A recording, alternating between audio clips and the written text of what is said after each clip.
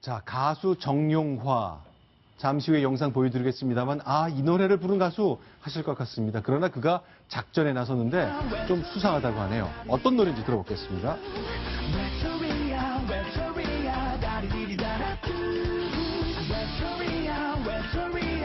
자, 김태현 변호사. 일단 젊은 층에서는 모르는 사람이 없을 정도로 유명한 가수죠? 예, FNC의 간판 스타 아니겠습니까? FNC가 여기까지 커오는데 사실 CN블루의 역할이 가장 컸고, CN블루의 리더인 어떤 정용화 씨가 사실 FNC의 간판 스타이기 때문에 FNC 입장에서는 가장 소중한 자산 중에 하나인데, 이거는 사실은 주식 부당 거래, 미공개 정보 이용 어떤 혐의가 지금 생긴 거죠. 자, 그러니까 주가가 쭉 등락이 있을 수 있겠습니다만 아주 중대한 호재가 발생하면 주가가 폭등을 하는데 그렇죠. 그 전에 샀다는 거죠. 예, 알고서. 그러니까 보시면 작년 7월입니다. FNC 엔터테인먼트 유명 연예인 영입된다. 이런 어떤 공시가 나게 되면 주가가 크게 뛰어오릅니다. 그런데 그 정보를 공식적으로 공시가 나기 전에 이미 입수를 한 것이고, 그래서 주식 2만 1,000주를 매입했다는 것이죠. 네. 그리고 나서 유재석 씨 전속 계약을 발표합니다. 그럼 당연히 주가가 급등을 했겠죠. 그리고 나서 2만 1,000주를 매도를 해서 약 2억 원의 시세 차익을 얻었다. 즉 미공개 정보를 이용해서 부당하게 이득을 취득했다. 이것이 정용화 씨의 혐의입니다. 그런데요, 정용화 씨는요, 일단 FNC라는 연예 기획사가 이제 상장돼 있어서 이제 공개 주식 거래가 되지 않습니까? 거기에 소속된 그야말로 실질적인 돈을 벌어주는 가수인데 이해할 수 없는 것이 2억 원을 번 것, 물론 큰 돈이지만 이 가수의 연간 수입에 비춰볼 때 얼마 안 되는 것 같거든요.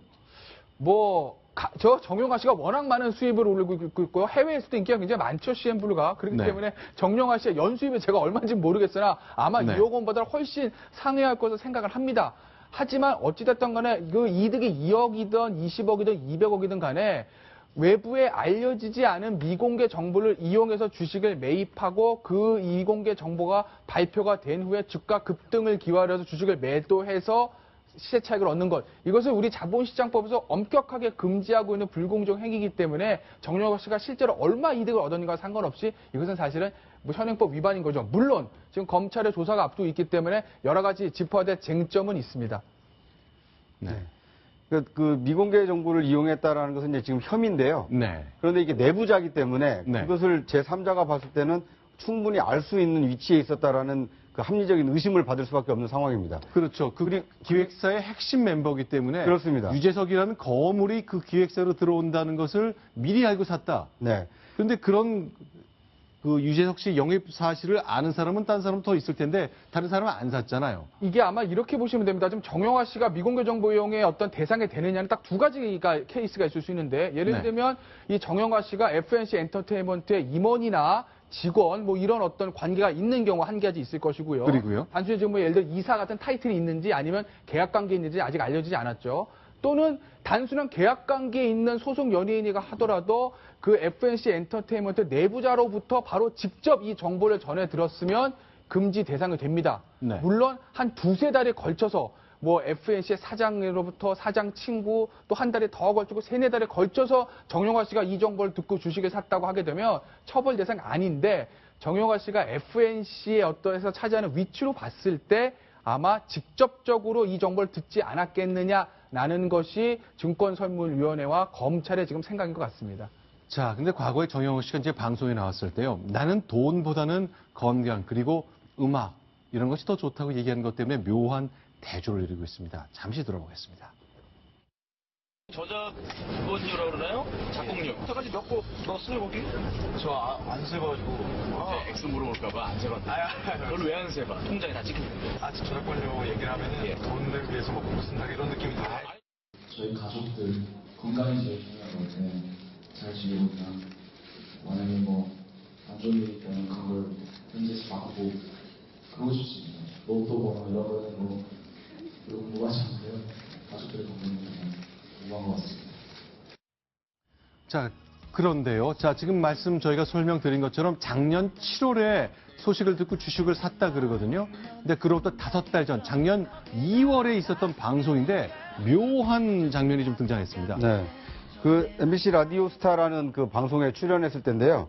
이 당시 김구라 씨가 이 정용화가 요즘 회사를 노리고 지분 매입을 한다는 소문이 있다라고 하니까 정용화 씨가 이제 깜짝 놀라면서 제가요? 라고 이제 이게 반응을 보인 적이 있거든요. 지분 매입이라는 게 아까 얘기했던 FNC 주식을 사들이고 있다 그 얘기잖아요. 그렇습니다. 이제 본인이 소속한 소속사에 이제 지분을 매입을 했다는 얘기인데 네. 어떻게 보면 이제 소문이 사실로 좀 확인된 거 아닙니까?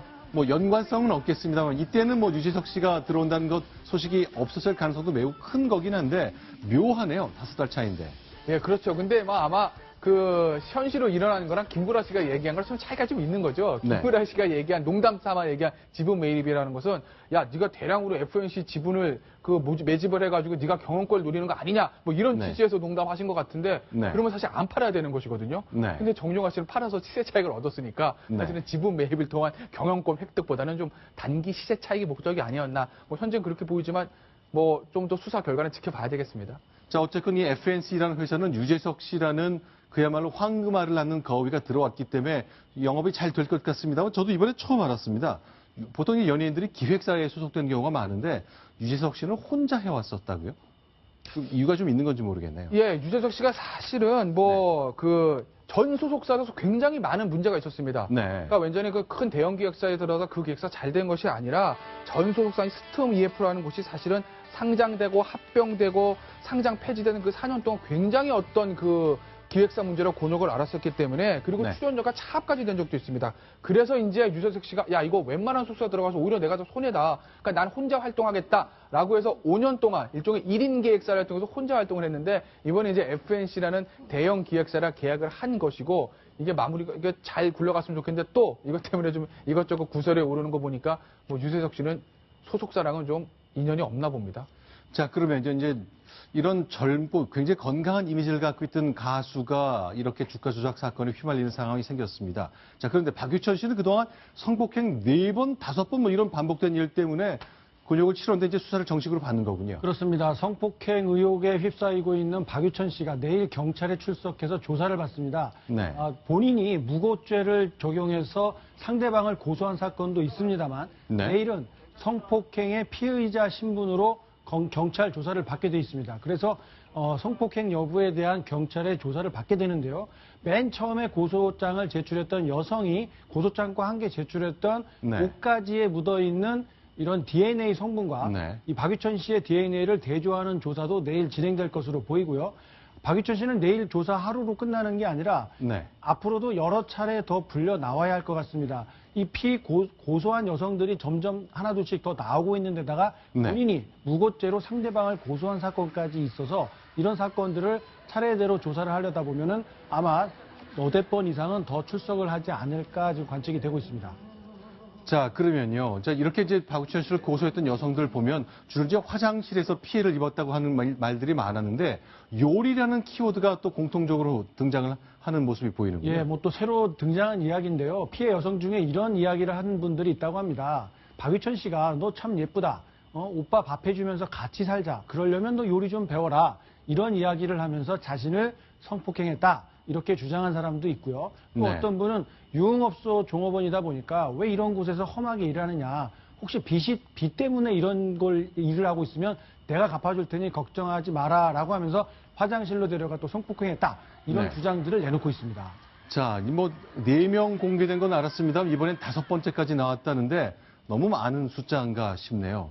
이제 수사로 하나씩 가려내야 되겠죠? 그렇습니다. 뭐 일단 100% 확인된 내용은 아닙니다만 네. 한 방송사를 통해서 5번째 성폭행 주장을 한 여성이 또 등장을 했습니다. 네. 역시 뭐 배설기관이 된 기분이었다라고 하면서 박유천 씨가 돈이 얼마가 더 필요하니? 근데 화장실에 가서 이야기하자라고 하면서 역시 똑같은 수법. 화장실에 데려가서 나를 성폭행했다라고 한 방송 인터뷰를 통해서 5번째 피해 여성이 이 같은 주장을 내놨습니다.